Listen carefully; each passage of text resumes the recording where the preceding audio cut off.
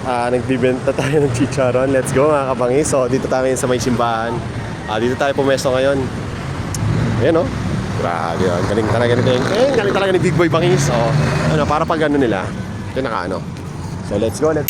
Big Boy Bangis!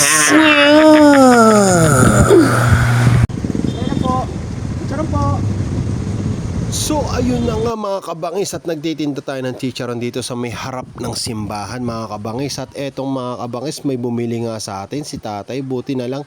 At ganito palang negosyante, huwag ka lang pala titingin sa anong itsura, anong suot niya. Basta magtinda ka lang dyan mga kabangis at bibili, at maraming bibili. At eto, lumipat nga pala ako ng pwesto dahil mag-aalas 8 na mga kabangis. Siyempre lilipat tayo ng pwesto, pumunta naman tayo sa may palengke. Sumusubok lang muna tayo mga kabangis. So sa ating mga pagsubok na to, syempre nakakaramdam tayo ng uhaw, init, tsaka pagod at paghihirap. Pero okay lang yung mga kabangis.